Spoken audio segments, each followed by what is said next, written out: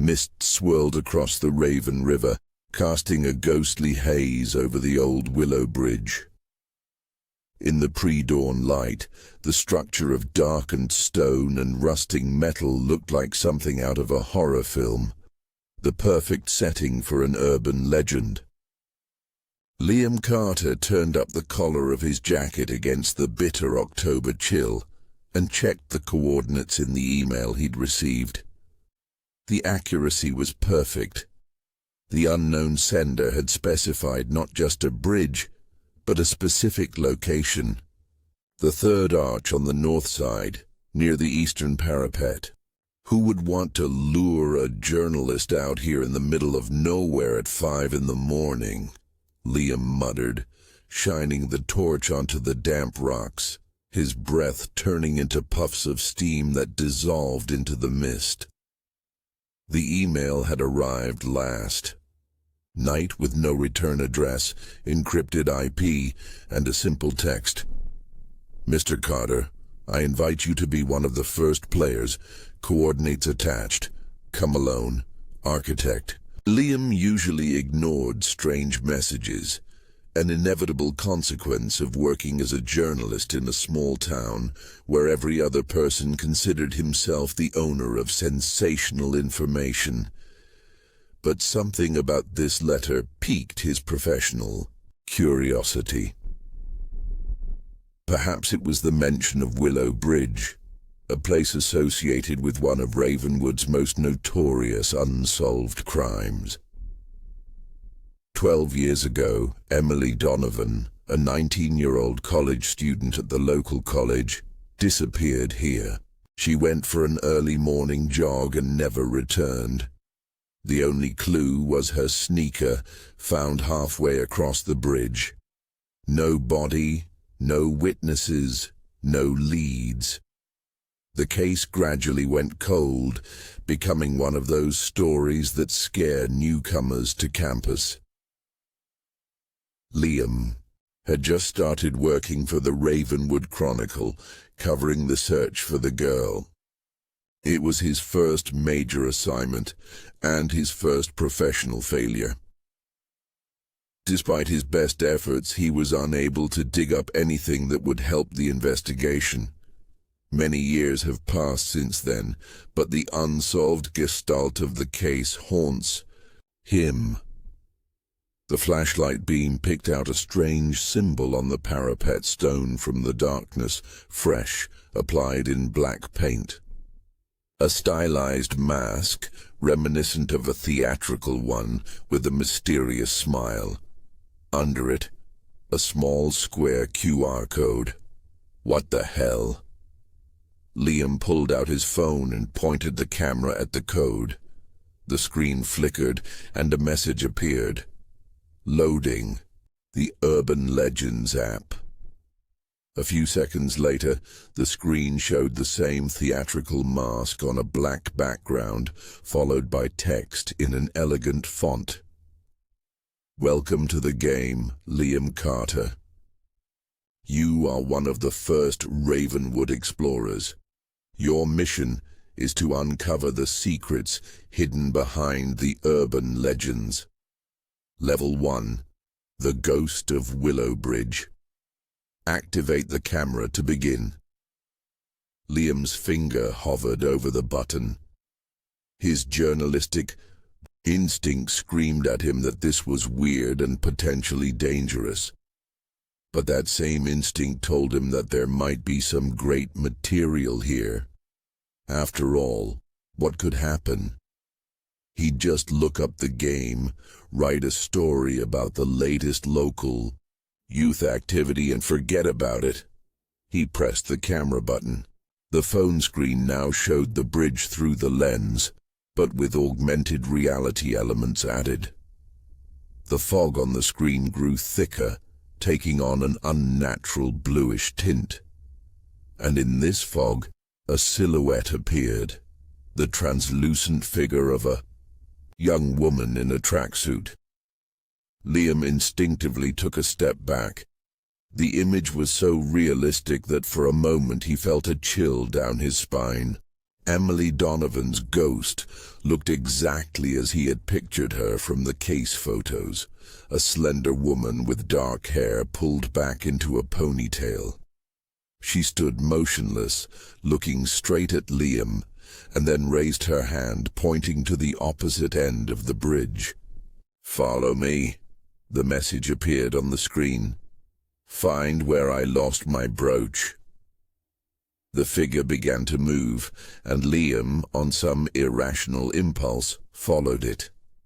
The ghost led him across a bridge, then down an overgrown path to the riverbank, where an abandoned boathouse stood, a rickety wooden structure half submerged in the water. Here the ghost stopped and pointed again, this time at the rotten pier. "Look under the third board," the new clue read. Liam approached the dock, stepping carefully over the slippery planks. The third plank was half torn from its support. He shone his flashlight into the crack and saw the glint of metal. Reaching his hand carefully, he pulled out a small object, a fox-shaped brooch, covered in mud and silt, but still visible. The phone screen flickered, and a message appeared. "First clue found. Willow Bridge ghost level. 15% progress.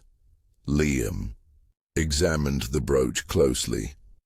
It looked old, but not old enough to have been there for 12 years. Someone had clearly planted it recently, specifically for the game. But something about the design seemed familiar. He took a photo of the find and continued to follow the directions of the ghost, who now led him along the shore to an abandoned warehouse. The next 2 hours turned into a fascinating quest. Liam found clues, solved puzzles, collected virtual and real evidence. The game was thought out to the smallest detail, combining elements of augmented reality with real locations and objects. By 7 a.m., as the first rays of sunlight began to break through the fog, Liam had completed the first stage of the level. A message appeared on the screen.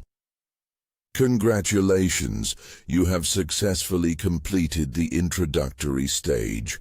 We invite you to continue your investigation of the ghost of Willow Bridge. The next location will be available today at 6 p.m. Don't forget to share your findings with other explorers."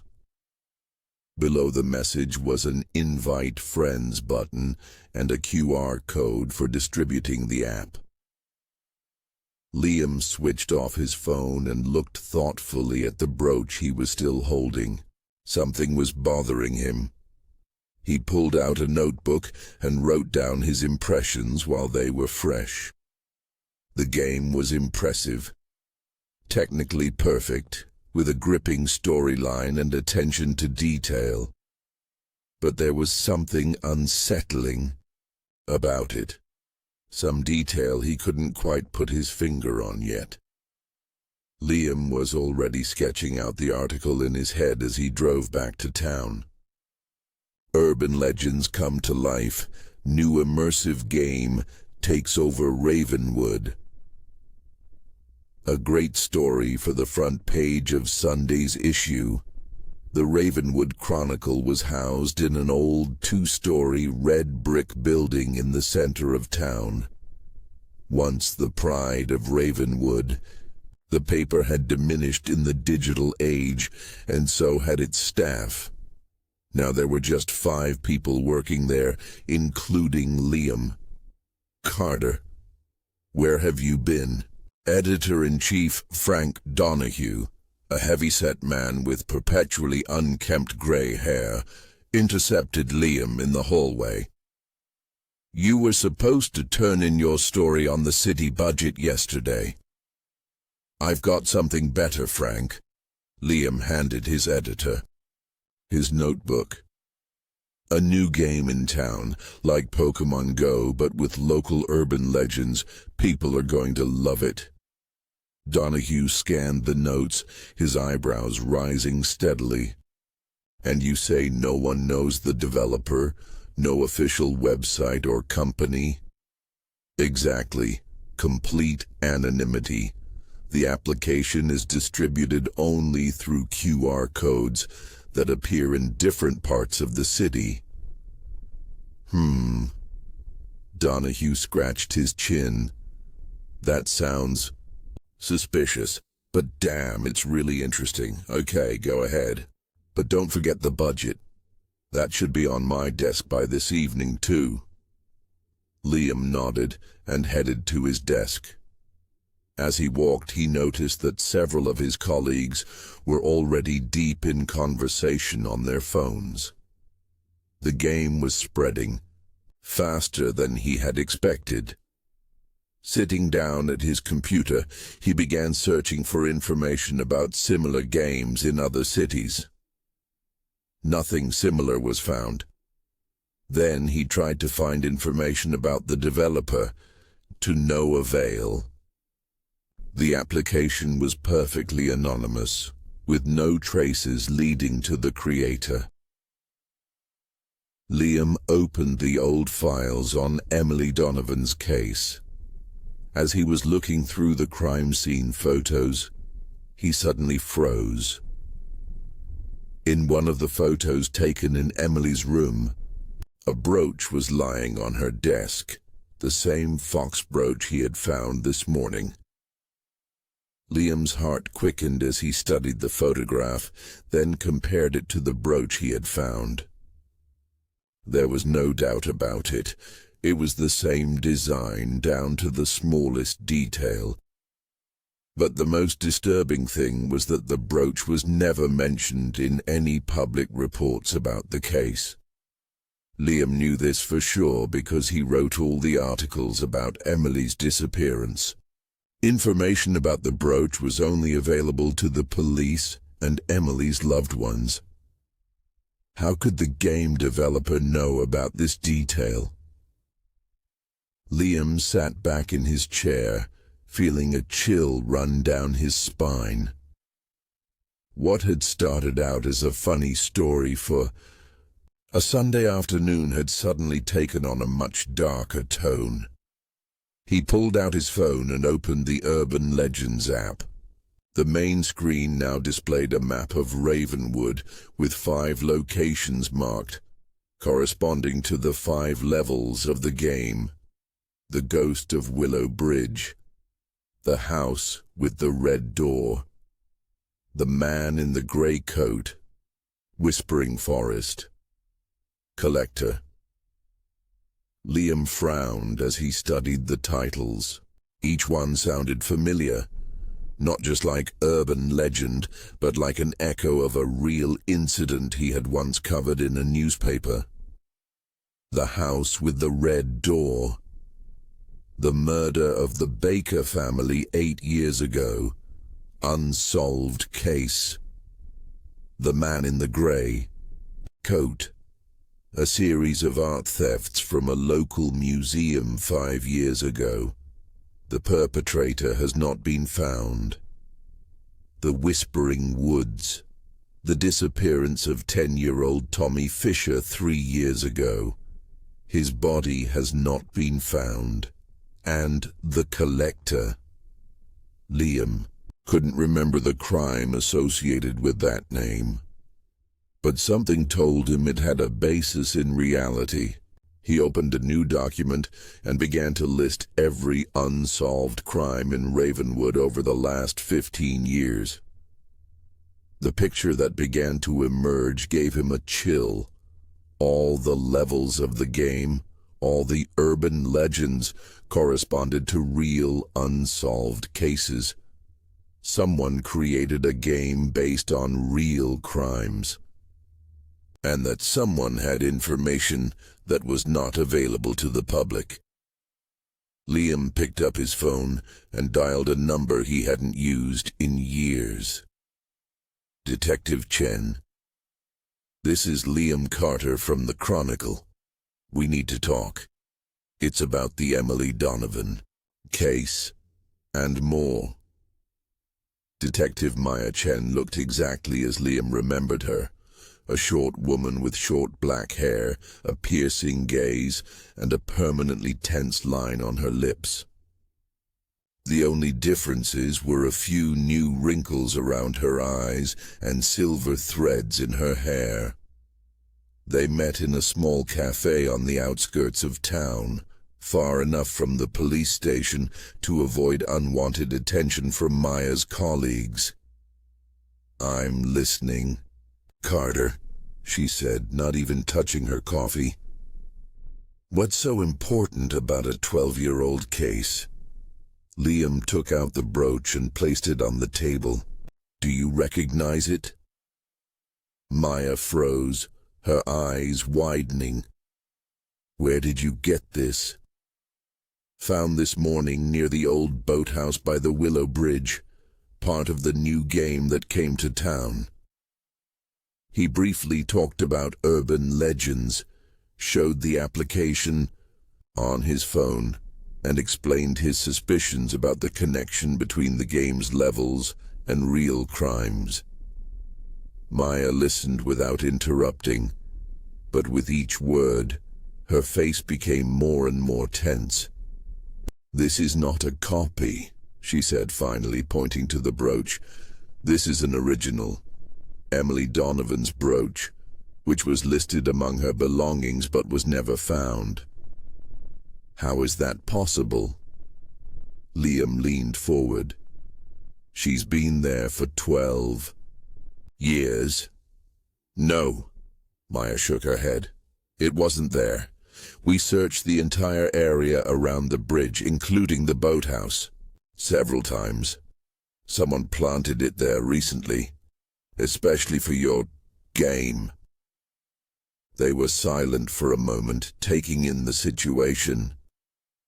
"Who could have known about the brooch?" Liam finally asked. "The police, Emily's family, maybe her close friends," Maya thought. "And of course whoever was involved in her disappearance." "Do you think that the creator of the game?" "I don't think anything, Carter.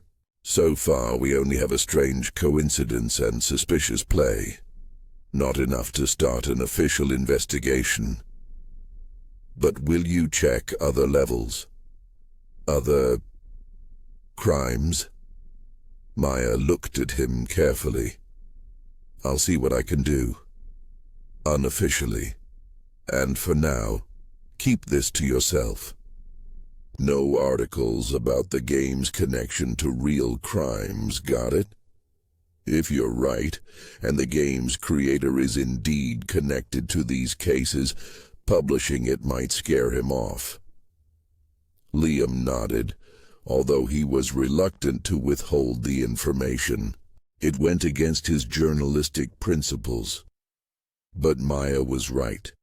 Premature publication could ruin the chance of solving old cases. "There's something else," he said. "The game tracks players' actions, creates some kind of profiles. I don't know why, but it seems purposeful.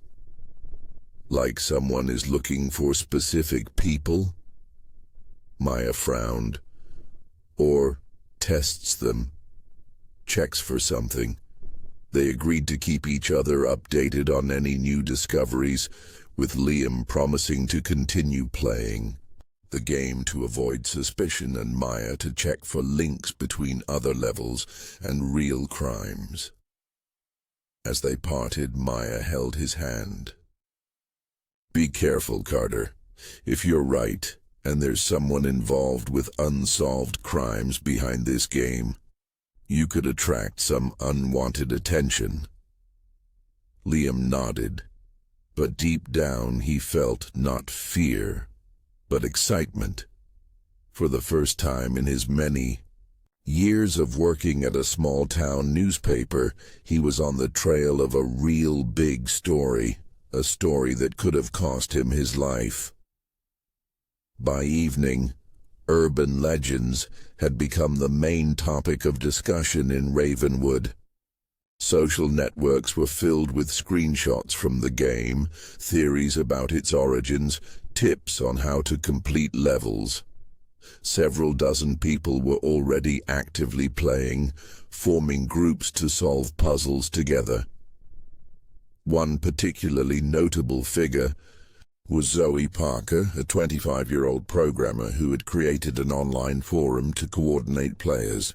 She had already completed the first level further than anyone else, and was now sharing tips with newcomers.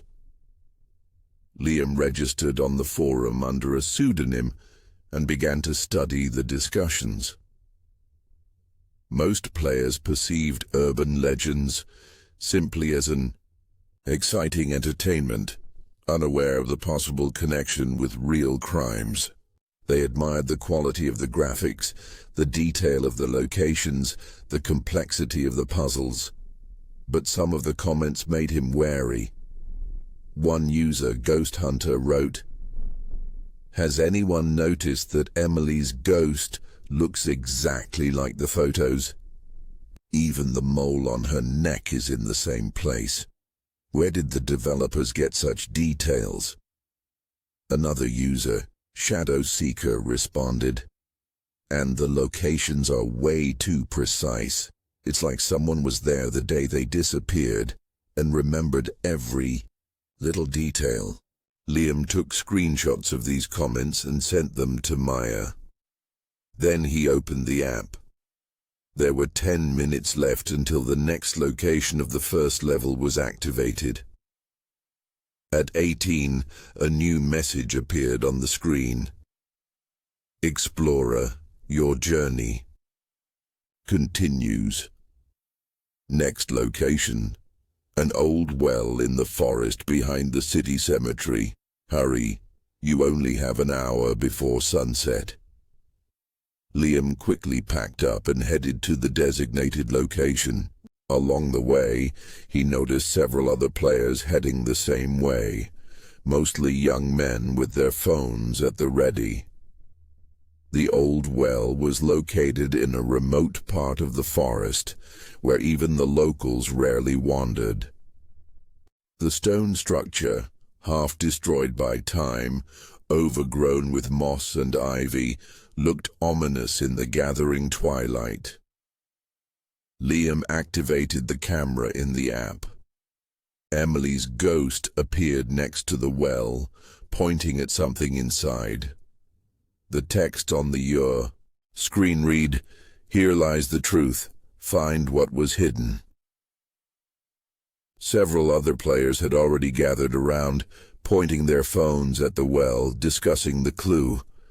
Among them, Liam spotted a young woman with bright blue hair, Zoey Parker, according to her forum avatar. "Did anyone bring a rope?" she asked, looking around at the assembled group. "We need to get down inside." One of the players, a tall guy in a university jacket, pulled out climbing gear from his backpack. "I'm prepared. Who's going to go?" "Me," Zoey volunteered. "I have experience in rock climbing." Liam watched as they set up their descent. Something about this situation didn't feel right. Too dangerous for a normal game. Too real. "Wait." He stepped forward. "Are you sure this is safe? The well looks old. The walls could collapse." Zoey looked at him with slight irritation. "It's part of the game. The developers wouldn't send us to a truly dangerous place." "Are you so sure about the developers? No one even knows who they are." This made her think, but only for a moment. Risk is part of the adventure. She shrugged and began to secure the harness. Liam knew he couldn't talk them out of it. Instead, he pulled out his phone and discreetly sent Maya a text with their location and a brief description of the situation. Zoey climbed down into the well, using the flashlight on her phone to light the way. The other players, including Liam, crowded around, peering tensely into the darkness. "There's water here," her voice came from the depths. "But it's not deep, knee-deep. Wait, I see something." A few minutes of silence, interrupted only by the splashing of water. "I found it. It's some kind of container. Plastic, sealed." A few minutes later, Zoey rose to the surface, holding a small, clear container. Inside was an object wrapped in a plastic bag. The players crowded around, chattering excitedly. Zoey opened the container, carefully unwrapped the package, and pulled out the contents. It was a brooch, just like the one Liam had found this morning. A brooch in the shape of a fox. But next to her lay a note, written in neat handwriting, "Welcome to the real game, Architect." Everyone's phone screens flashed at the same time, and a new message appeared. "Congratulations, you've found a key clue. Willow Bridge ghost level, 30% progress. To be continued."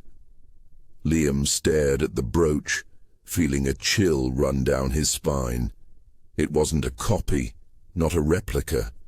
It was another original Emily Donovan brooch, just like the one he'd found that morning. Someone didn't just know the details of the crime. Someone had the victim's belongings, things that were never found by the police. And this someone turned an unsolved crime into a game. An autumn wind blew fallen leaves across the deserted parking lot of the Ravenwood police station. Maya Chen sat at her desk, folders containing the last 15 years of unsolved cases spread out before her. Emily Donovan's brooch, found by Liam, lay in a clear evidence bag, glinting in the light of the desk lamp. Next to it lay an identical brooch, recovered from Zoey Parker's well. Two identical brooches. Two parts of the same puzzle. Maya rubbed her sleep-deprived eyes. She had spent the last 48 hours matching urban legends levels to real-life unsolved crimes. The matches were too close to be a fluke. The ghost of Willow Bridge, the disappearance of Emily Donovan 12 years ago. The house with the red door. The murder of the Baker family 8 years ago. The man in the grey coat. The art thefts from the town museum 5 years ago. Whispering Woods. The disappearance of 10-year-old Tommy Fisher 3 years ago. And the last level was the collector. Maya still couldn't connect it to a specific crime, but something about the name was vaguely disturbing. Like a forgotten nightmare trying to force its way into her consciousness. The phone on the table vibrated. A message from Liam. Level 1. Location 3 activated. Old library building. Heading there. Maya quickly typed a response. "Be careful. I'm checking for connections between the crimes." She returned to the files, sorting through reports, photographs, witness statements. At first glance, the cases were unrelated, different victims, different circumstances, different methods. But there was something that connected them, some detail that had escaped attention. Maya opened a file on her computer, a database of every unsolved crime in Ravenwood for the last 20 years. She began filtering them by various parameters, looking for patterns, and suddenly she saw it. Dates. All the crimes encrypted in the game occurred with an interval of approximately 2 or 3 years. As if someone methodically with a certain periodicity committed them. Someone patient, calculating, planning every step. Maya quickly checked other unsolved cases that weren't included in the game. Some of them also fit the pattern.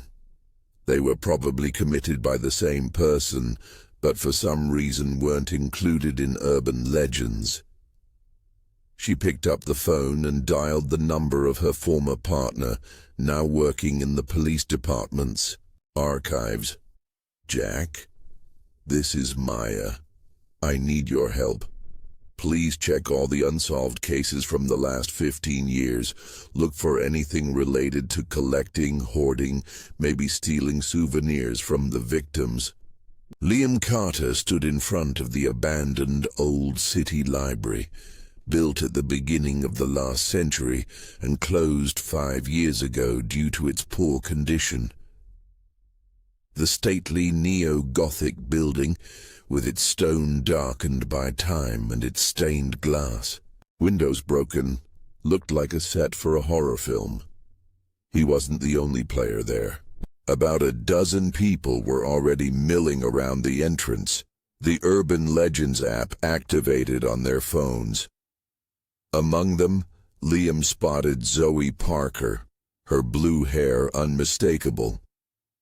"Hey, you're that guy from the woods, right?" Zoey walked up to him, smiling with the enthusiasm of an avid gamer. The one who was worried about safety. "Liam," he held out his hand. "Liam Carter from the Ravenwood Chronicle." "Oh, a journalist." Her eyes lit up even more. "Are you writing an article about the game? It's amazing, isn't it? Such detail, such thoughtfulness about the story. I'm a programmer, and I can tell you that the app's code is a work of art." "Have you studied the code?" Liam was instantly wary. "I tried. It's very well protected, but I managed to decipher some fragments. There are interesting hidden functions that haven't been activated yet." "Which ones, for example?" Zoey lowered her voice, although the other players were busy with their phones and didn't pay attention to them. "Player rating system. The app tracks not only our actions in the game, but also how we react to certain situations, as if it evaluates us according to some criteria." Liam felt a chill run down his spine, confirming his suspicions that the game was not just a game, but something far more sinister. "One more thing," Zoey continued, pulling her laptop out of her backpack. "I've noticed a strange pattern in the locations. Look." She opened a map of Ravenwood, which had all the places associated with the first level of the game marked on it. Willow Bridge, the old well, the library. If you connect these dots, you get triangle. Liam finished for her, looking at the screen. "Exactly. Now look at the second level, the house with the red door. The locations are not activated yet, but there are coordinates in the code." She marked new points on the map and connected them. Another triangle. "And if you put them on top of each other, they form a star." Liam felt his journalistic instincts screaming at him. "A pentagram." "Yes, although it will only become obvious after activating all levels. Someone very carefully planned the geography of the game." At that moment, everyone's phones simultaneously beeped. A new message appeared on the screens. "The third location has been activated. Find what was hidden between the pages." The players rushed into the building, chattering excitedly. Liam and Zoey followed them, but kept a little distance. "Zoey," Liam said quietly as they entered the library's spacious foyer with its collapsed ceiling and dust-covered marble columns. "Don't you find it odd that the game is based on real crimes?" The girl stopped abruptly and turned to face him. "What do you mean?" The Ghost of Willow Bridge is the story of Emily Donovan, a student who disappeared 12 years ago. The brooch we found in the well is her brooch, the real one. Zoey frowned as she processed the information. Are you sure? Maybe it's just a coincidence or stylization. I've written about this case. I've seen pictures of Emily with this brooch, and it's never been mentioned in the public record. Zoey considered, her gamer's enthusiasm warring with growing anxiety. If you're right, that means the game's creator is either connected to Emily's disappearance or has access to the investigation materials. And not only this investigation, all 5 levels of the game are based on real unsolved crimes in Ravenwood. Zoey turned pale, realizing the implications. We need to call the police. I've already done that. Detective Chen is investigating the connection between the game and the crimes. Their conversation was interrupted by an excited shout from one of the players, coming from the depths of the building.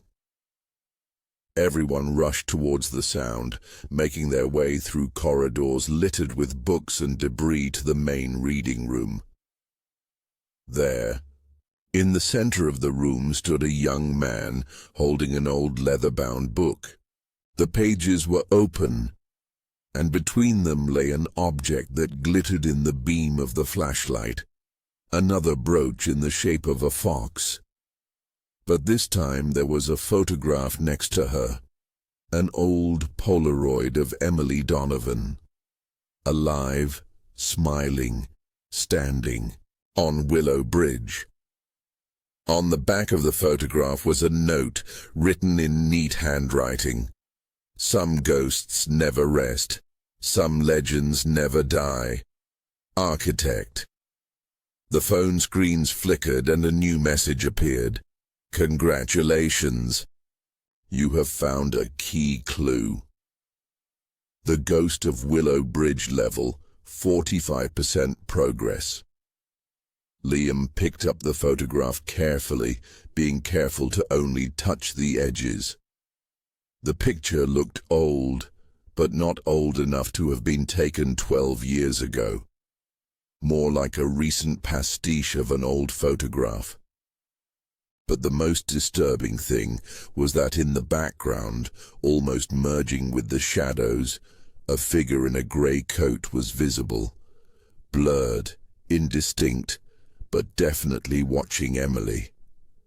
The man in the grey coat, Liam whispered, remembering the name, of the game's 3rd level. Zoey looked over his shoulder and gasped softly. Liam, look at the date on the Polaroid. In the bottom corner of the photo was a barely visible date, 10/15/13. That's impossible. Liam felt his heart speed up. Emily disappeared in 2013. This photo was taken the day she disappeared. But if this is a real photograph from that day, then someone was there. Someone who captured her last moments before she disappeared. Liam carefully turned the book over to look at the title. Urban Legends and Folklore of New England. The page the brooch had been found on told the story of a ghostly girl who appeared on a bridge on foggy nights, luring travelers into the river. He took a photo of the find and sent the pictures to Maya, adding a brief description of the situation. The other players, unaware of the sinister significance of the find, were delighted by the game's realism. They discussed details, theorized about the next locations, and shared their successes on social networks. Liam pulled Zoey aside. I need your help. You said you were able to partially crack the app's code. Can you dig deeper? Find some traces leading to the developer? Zoey nodded, her face turning serious. I'll try. But if the creator of the game is really connected to real crimes, we could get ourselves into danger.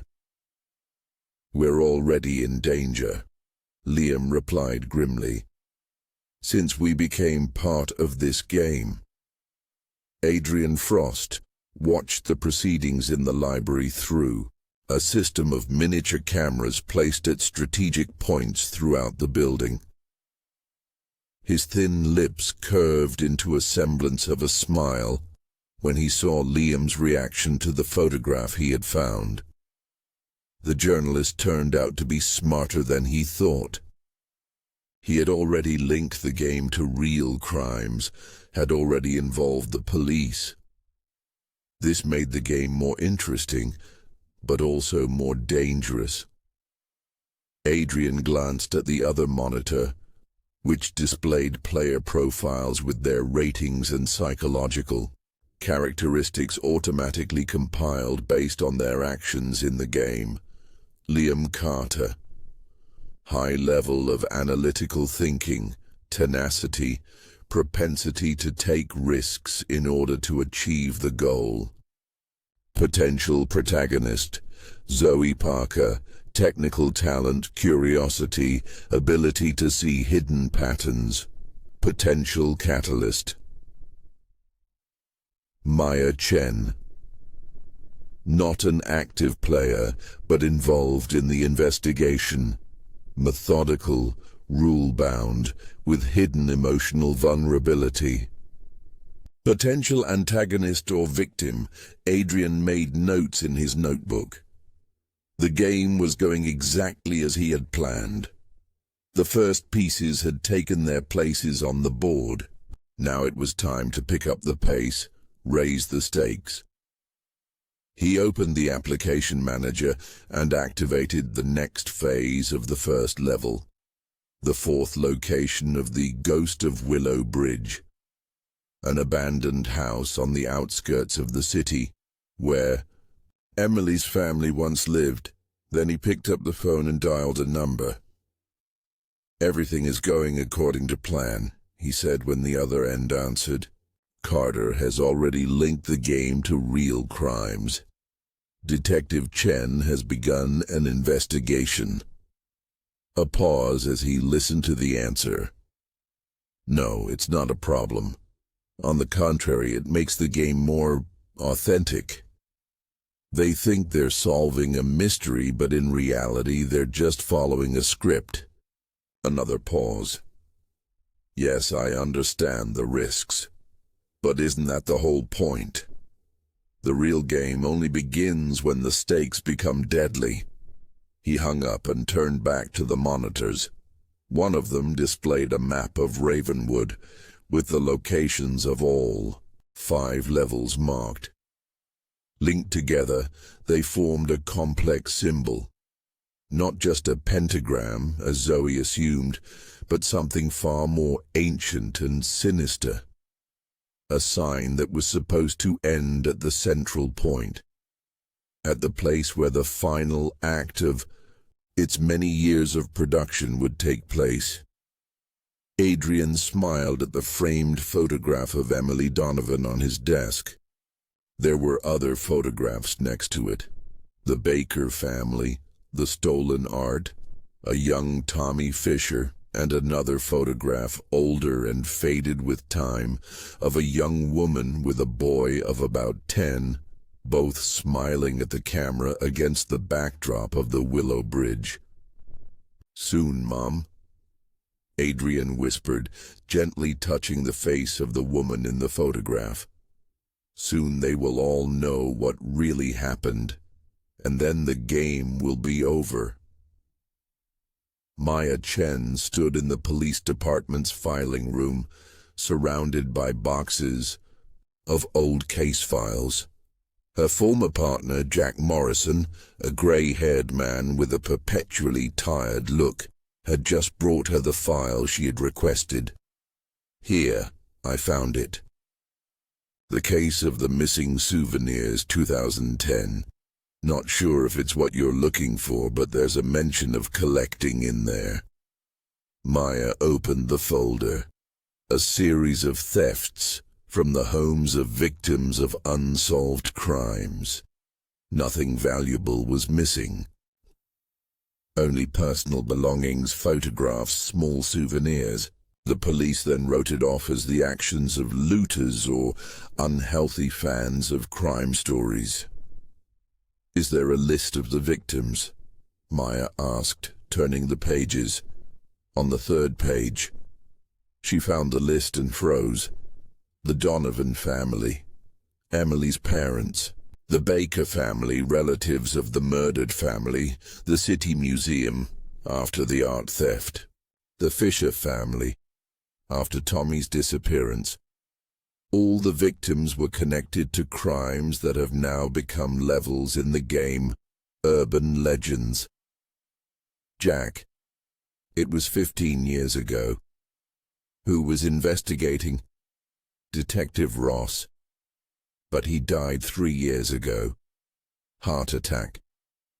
Maya continued to study the case. No suspects, no leads.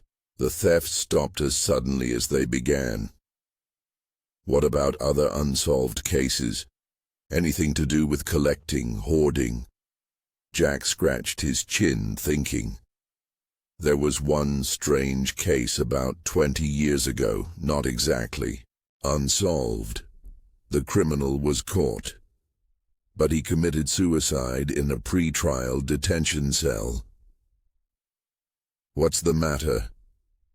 A serial killer, called himself the Collector, killed people and took something from them as a trophy, usually something personal, connected to their identity.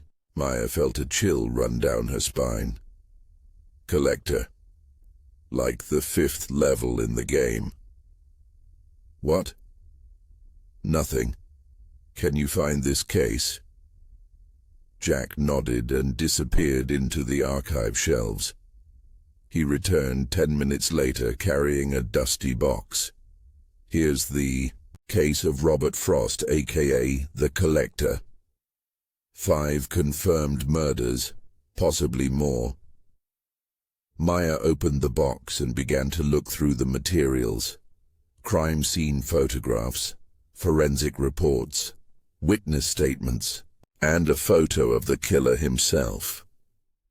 A thin, middle-aged man with piercing blue eyes and thin lips. Something about his face seemed familiar to her, but she couldn't put her finger on it.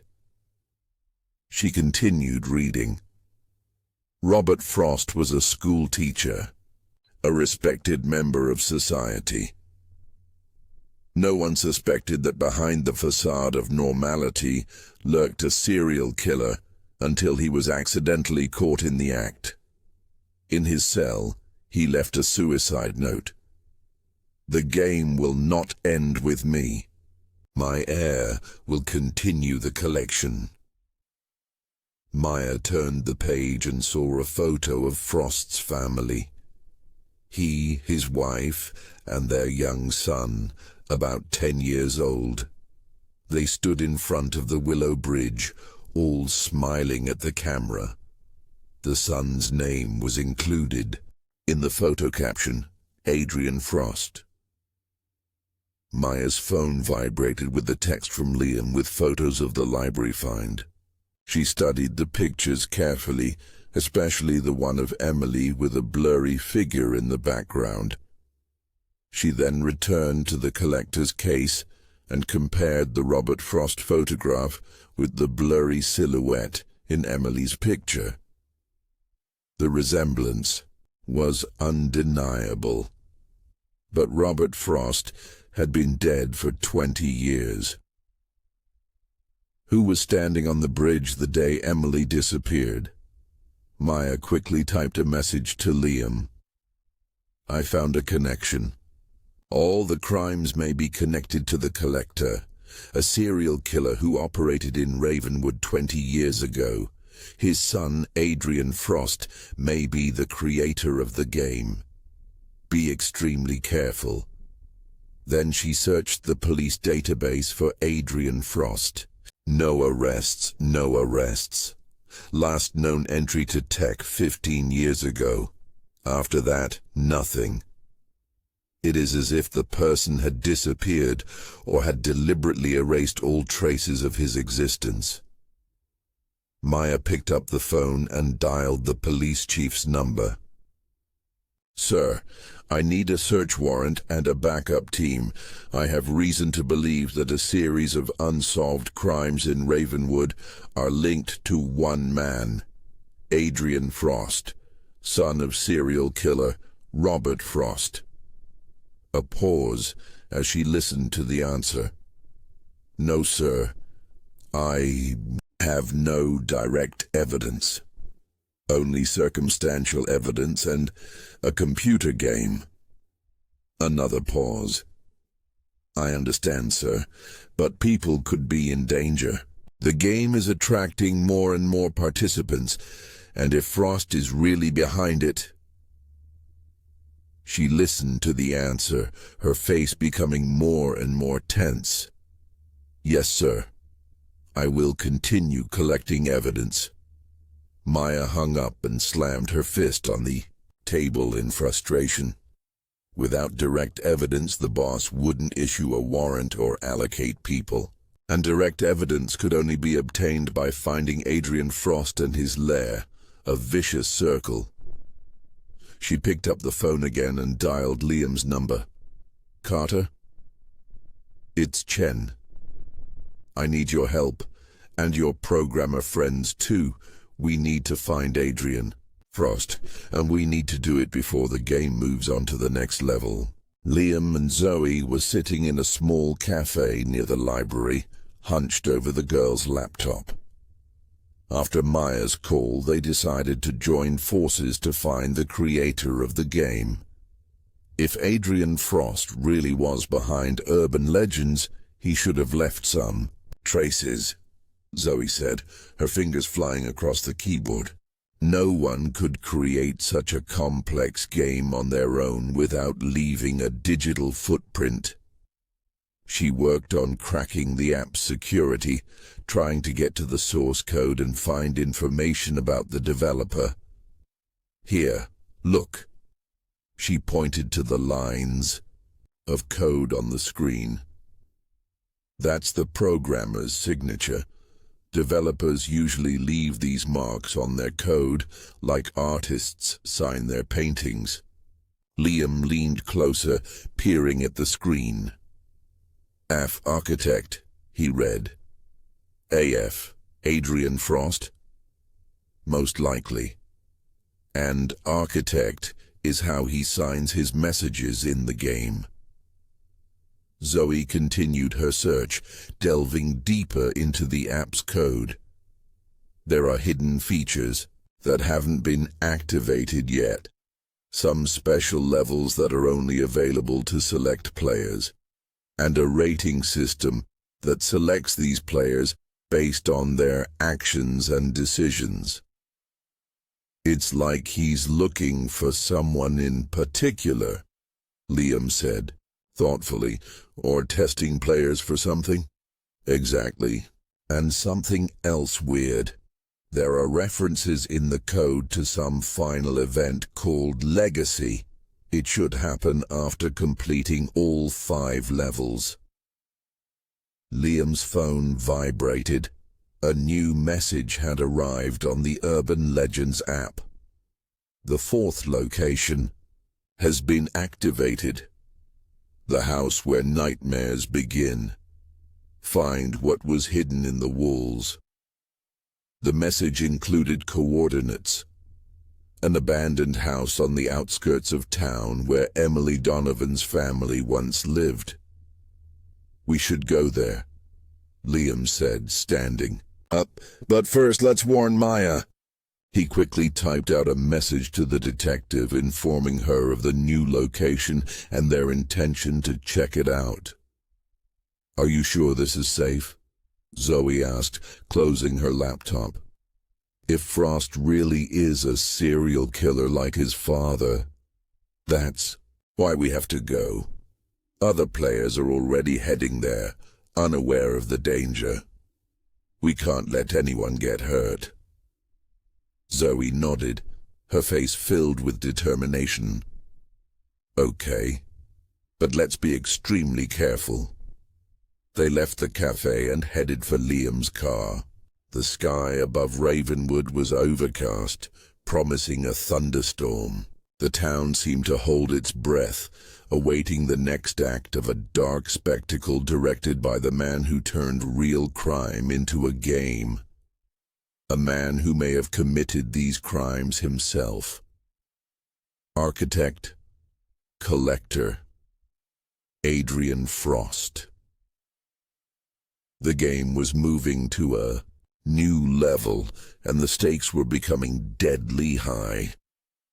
Rain fell upon Ravenwood like a wall of water, turning the streets into muddy rivers and the sounds of the city into a hushed whisper. The old Donovan family home, abandoned since Emily's disappearance, stood on the hill like a silent guardian of dark secrets. Its blackened boards, broken windows and caved-in roof created a nightmare-like image. The perfect backdrop for the final act of a sinister game. Liam Carter parked his car about 50 yards from the house. Next to him in the passenger seat, Zoey Parker nervously tapped her fingers on the laptop she held in her lap. "There are about a dozen players here already," she said, looking at the screen that displayed a map of the app's active users. "They're all inside the house." Liam peered through the rain-pounded windshield. Several cars were parked closer to the house, their silhouettes blurred by the rain. Maya should be here in 15 minutes. He checked the message from the detective. She's riding with 2 officers. That's all she could get without an official warrant. 15 minutes is too long. Zoey closed her laptop and put it in her backpack. What if Frost is already there? What if he's planning something right now? Liam knew she was right. Every minute of delay could cost someone their life. But entering the house without police support was risky. "We'll just watch," he decided, opening the car door. "We won't go inside until Maya arrives. We'll just assess the situation." They ran out into the pouring rain and quickly covered the distance to the house, trying to stay in the shade of the trees. As they approached the porch, they heard excited voices from inside. The players, carried away by the search for the next clue, were unaware of the real danger. Liam carefully climbed the creaky steps and peered through the window next to the front door. In the dim light of the flashlights, he saw a group of people exploring the spacious living room. They were shining their phones at the walls, moving shabby furniture, tapping the floorboards, looking for something that was hidden in the walls, according to the game's clue. "Everything looks fine," he whispered to Zoey. "No sign of Frost yet." At that moment, his phone vibrated. A new message in the Urban Legends app, but not a general one for all players, but a personal one, addressed only to him. A journalist always seeks the truth, but is he prepared for what he will find? The real story is waiting for you in the basement. Come alone. Architect. Liam showed the message to Zoey, feeling the adrenaline pumping through his veins. "It's a trap," she responded immediately. "He knows we're here. He knows who we are. But it's also a chance to meet him face to face, to find out the truth." "Liam, no, we have to wait for Maya." He hesitated. His journalistic instincts demanded action to pursue a story, no matter how dangerous. But the rational part of his mind knew Zoey was right. The decision was made for them. The door of the house suddenly swung open and one of the players appeared on the threshold, a young guy with a shocked expression on his face. "Hey, you have to see this. We found something in the wall, something real." Liam and Zoey looked at each other. They had no choice but to enter the house. The place smelled of damp, mold, and something else, an elusive smell of decay and desolation. The players were crowded around a hole in the living room wall where someone had torn away the worn wallpaper and some of the drywall. A small metal box was visible in the niche. "Nobody dares open it," said the guy who brought them. "It looks too real, you know, not like part of a game." Liam approached the niche cautiously.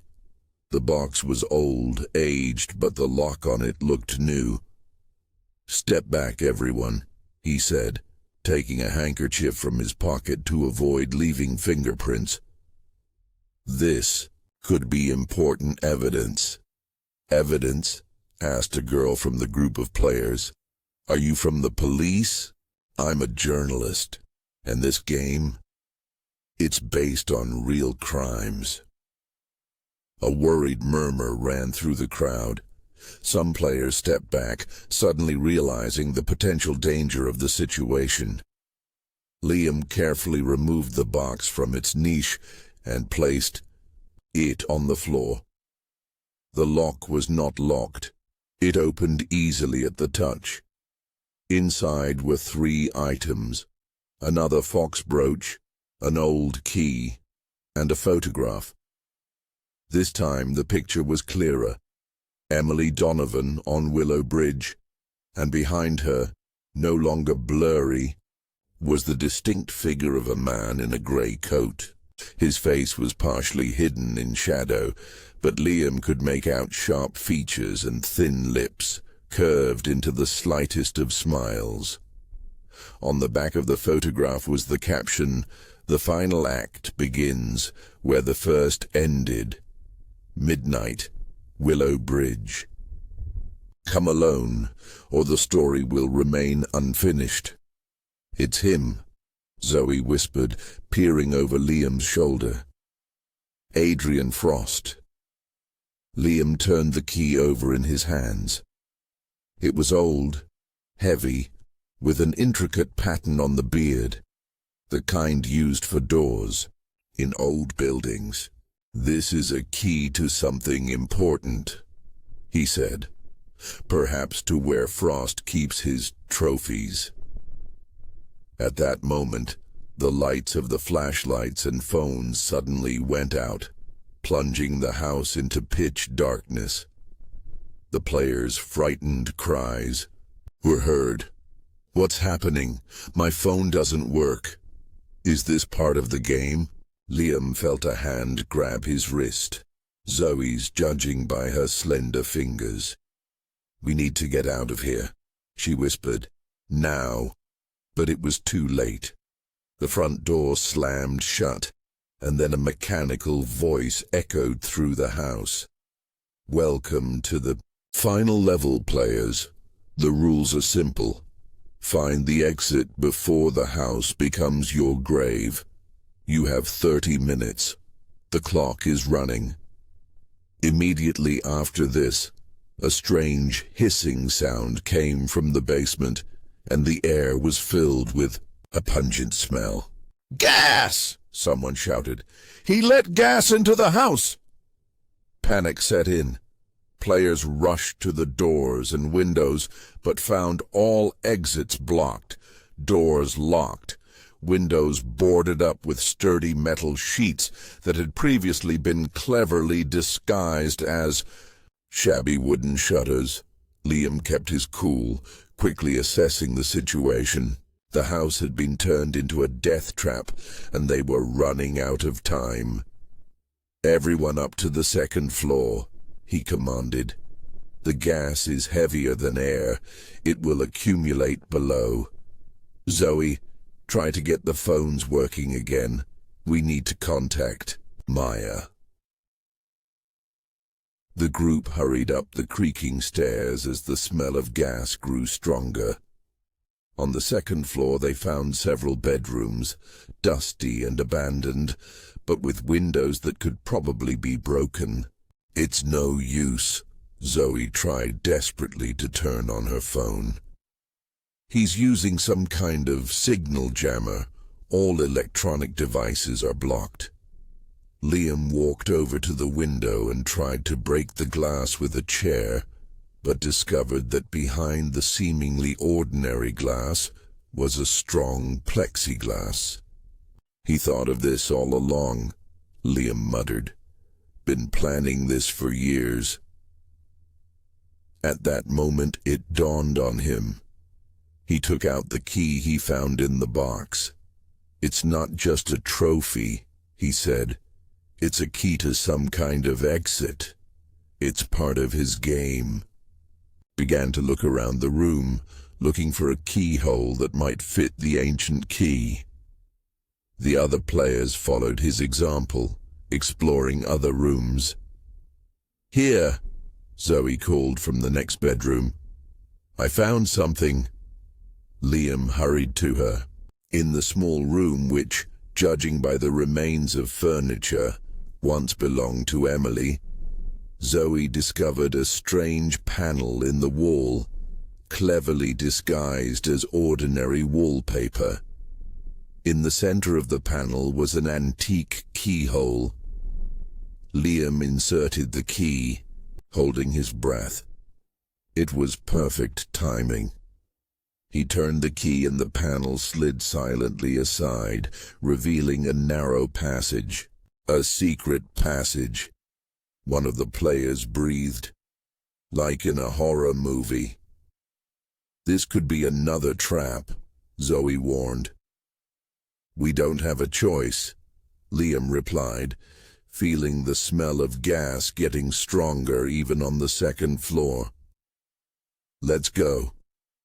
They took turns squeezing through the narrow passage that led down a steep flight of stairs. Liam led the way, lighting the way with a lighter he found in his pocket. Zoey followed right behind him, the rest of the players behind her. The stairs led them into an underground tunnel, old but well preserved. The walls were reinforced with brickwork and the floor was paved with stone. It could be part of an old tunnel system underneath the city, Liam suggested. I read about them in the archives. They were used during Prohibition to smuggle alcohol. They moved along a tunnel that seemed to lead towards the city center. After a few minutes of walking, they reached a fork. "Where to now?" Zoey asked. Liam shined a lighter on the walls and noticed a small symbol scratched into the stone. A theatrical mask, the same as the logo for the game Urban Legends. "This way," he pointed to the passage with the symbol. "He left us away." "Or trapping me," Zoey said darkly, but followed him. The tunnel gradually widened and soon led them to a massive metal door.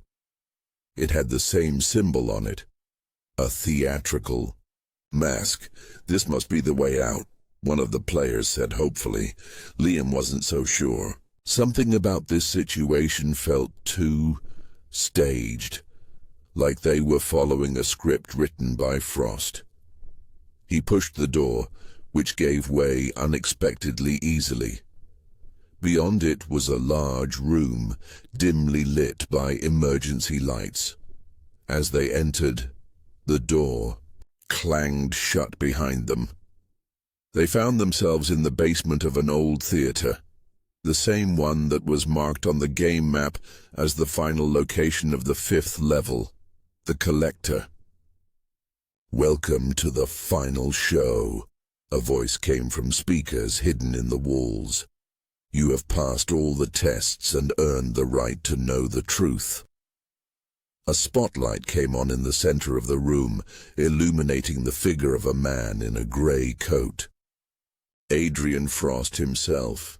He looked exactly as he did in the photograph, thin, with sharp features and thin lips curved into a barely perceptible smile. "Mr. Carter?" He nodded to Liam. "Ms. Parker, and of course our valiant players. Glad you could join us for the final act." "The game is over, Frost." Liam took a step forward. "The police are on their way. They know everything about you, your father, your crimes, your collection." Adrian laughed, a soft, melodic sound that echoed throughout the basement. "The police? Oh, you mean Detective Chen and her 2 assistants? I'm afraid they're busy, right now. The house you left in such a hurry requires their immediate attention." Liam felt a chill run down his spine. "What did you do?" "Nothing special. Just a small fire. Gas. A spark, you get the idea. Classic diversion." Zoey stepped forward, her eyes blazing with anger. "You sick bastard. All these people, all these lives. Is this just a game to you?" "Not just a game, Miss Parker. A work of art. A production over many years. Every detail carefully considered." Adrian gestured with his hand, and the basement walls suddenly lit up. They were covered with photographs, documents, maps. A whole history of the crimes committed in Ravenwood over the last 15 years. You see, my father was a talented man, but he lacked vision, scale. He collected his pieces chaotically, without a true purpose. I decided to correct his mistakes, to create a collection that would tell a story. The story of a city mired in secrets and lies. He walked over to the wall of photographs and gently touched the picture of a young woman, Emily Donovan. She was the first. So beautiful, so innocent. The perfect start to the story. "You killed her," was not a question, but a statement. "I freed her," Adrian corrected gently. "Like everyone else. Freed them from the burden of living in this rotten city." He turned his gaze to the group of frightened players. "And now it is time for the final act. Time to choose a worthy successor." Adrian pulled a small remote out of his coat pocket and pressed a button. Suddenly, metal bars emerged from the walls, dividing the room into sections. Liam and Zoey found themselves cut off from the rest of the players. "What are you doing?" Liam shouted, grabbing the bars. "What I must," Adrian replied calmly. "I'm choosing an heir, someone who will continue my work when I'm gone." He turned to the players, who found themselves in a separate section. "Each of you has been tested. Each has shown certain qualities. Now it is time for the final test." Adrian pressed another button on the console, and a niche in the wall opened. Up in front of the players, inside was a pistol. "The rules are simple. One of you must take the weapon and use it. Your choice, against your comrades or against yourself. You have 5 minutes to decide. If no one makes a choice, well, then I will." Liam watched in horror as the players looked at each other, realizing the brutality of the situation. "Don't do it," he shouted. "That's exactly what he wants. He's testing you, looking for someone who can kill." Adrian smiled. Always insightful, Mr. Carter. Yes, I'm looking for a special talent. That spark of madness that's in all of us, but that most are afraid to admit. He turned to Liam and Zoey. And I have a special presentation for you. You've been so persistent in your investigation. You've earned the right to know the whole story. Adrian pressed the third button on the remote, and part of the wall slid aside, revealing a small room. Inside, to Liam's horror, were glass display cases containing exhibits. Personal belongings of the victims, photographs, even individual items of clothing. Everything was neatly laid out, labeled, dated. My collection, Adrian said proudly. 15 years of work, 15 stories, each unique in its own way. Zoey recoiled, her face contorted in disgust. You are a monster. I am an artist, Adrian countered softly, and today I am completing my magnum opus. He looked at his watch again. 3 minutes until the decision is made. In the meantime, he turned to Liam. I have a gift for you, Mr. Carter. The final piece of the puzzle. Adrian took an envelope out of his pocket and pushed it through the bars. Open up. This is the answer to the question you've been asking yourself all these years. Liam carefully picked up the envelope. Inside was an old newspaper clipping, an article about a young woman who had gone missing in Ravenwood 25 years ago. A woman named Laura Carter. His mother. No. Liam breathed, feeling the ground slip out from under his feet. That's impossible. Oh, that's more than possible. Adrian leaned closer to the bars. You see, my father was very productive in his prime. Your mother was one of his early works. Not the most successful, I must admit, but significant. Especially considering she was pregnant at the time. Liam felt the blood drain from his face. You are lying. Why would I lie now at the end? No, Mr. Carter, you and I are connected deeper than you can imagine. My father took your mother, and now fate has brought us together to complete the circle.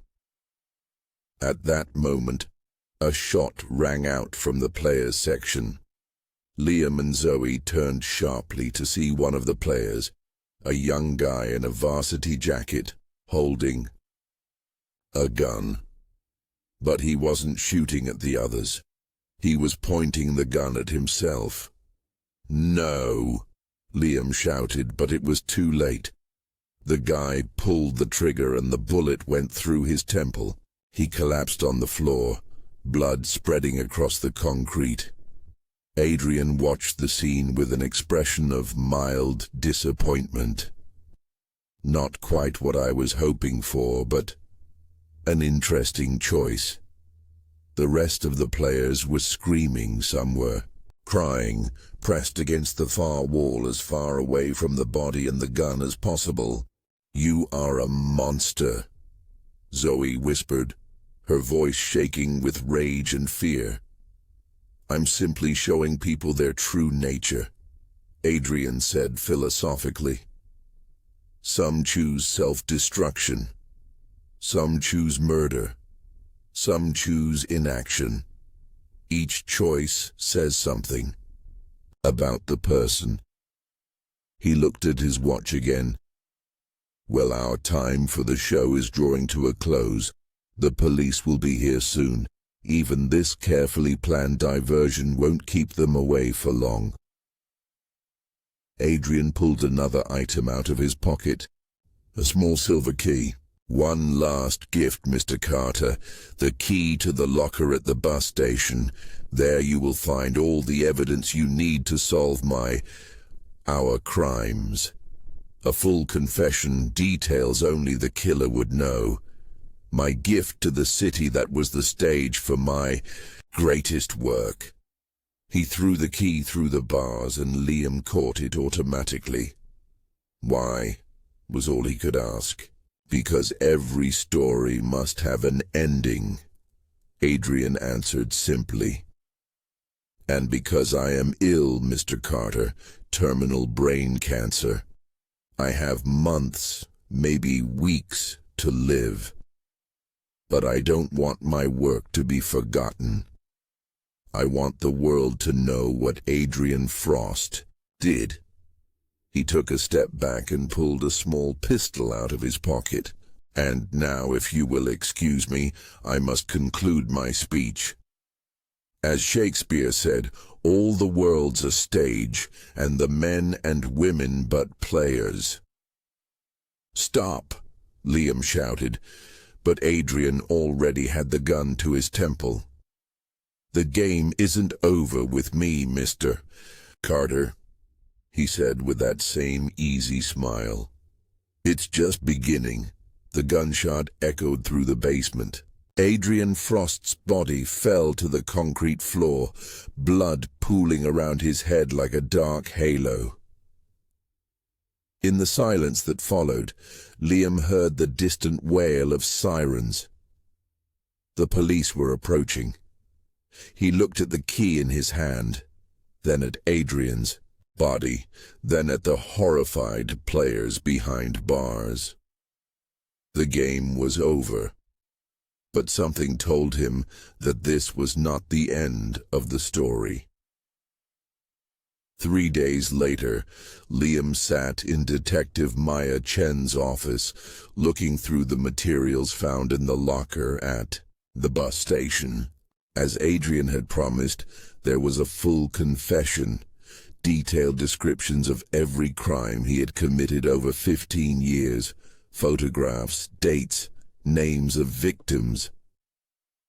"It all fits," Maya said, walking into the office with a new folder of papers. "Frost's DNA matches samples found at several crime scenes. He did do everything he confessed to." "What about what he said about my mother?" Liam asked quietly. Maya sat down opposite him, her face expressing sympathy. "We checked. Robert Frost, his father, was indeed the prime suspect in Laura Carter's disappearance. But there was no direct evidence, and the case remained unsolved." Liam nodded, trying to process this information. All his life he believed that his mother had simply walked away, leaving him and his father. Now it turned out that she had been the victim of a serial killer. "There's one more thing," Maya continued, opening the folder. "We found this among Frost's things." She pulled out a photograph, an old one, faded with age. It showed a young Robert Frost holding a small boy, Adrian. They were standing in front of a hospital, with a sign for the maternity ward visible in the background. "The date on the back is your birthday, Liam," Maya said quietly. "And there's something else." She turned the photograph over. On the back was the caption, "Robert and Adrian watch the birth of a new Frost. The legacy continues." Liam felt the room start to spin. "It's impossible," he whispered. "He couldn't be." "We did a DNA test." Maya put her hand on his shoulder. "Robert Frost was your biological father, Liam. Adrian was your half-brother." The silence in the office was deafening. Liam stared at the photograph, trying to process the horrifying truth. The man he had thought of as his father, his entire life was, in fact, just the man who had raised him. His real father was a serial killer, and his brother was following in the same footsteps. "What now?" he asked finally. "We close the case now," Maya replied. "Frost is dead. His crimes are solved. The victims' families will finally get the answers they've been waiting for years."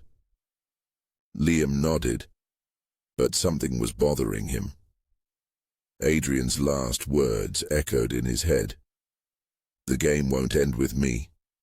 It's just beginning." What did he mean? The answer came a week later when Liam checked his email. Among the regular emails was one, with no sender, with the subject line Legacy. There were only a few lines inside. "Dear brother, if you're reading this, the final act of my story is complete, but every ending is just the beginning of a new story. Your story. Check your mailbox.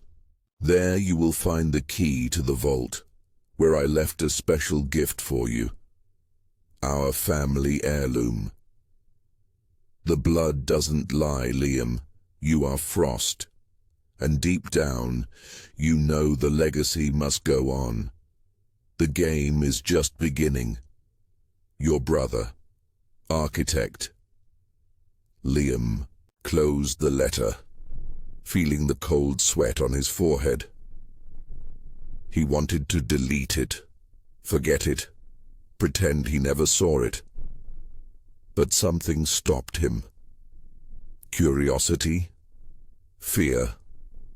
Or something deeper, darker? Something he had always denied about himself. He closed his laptop and walked over to the window. The city below went about its normal life, unaware of the darkness that lurked beneath the facade of normality. Secrets that could wait decades to come to light, about the legacy that is passed down through blood. Liam looked at his reflection in the glass, and for a moment, just a moment, it seemed to him that he was seeing not his own face, but Adrian Frost's face, with the same small, barely noticeable smile. The game was really just beginning.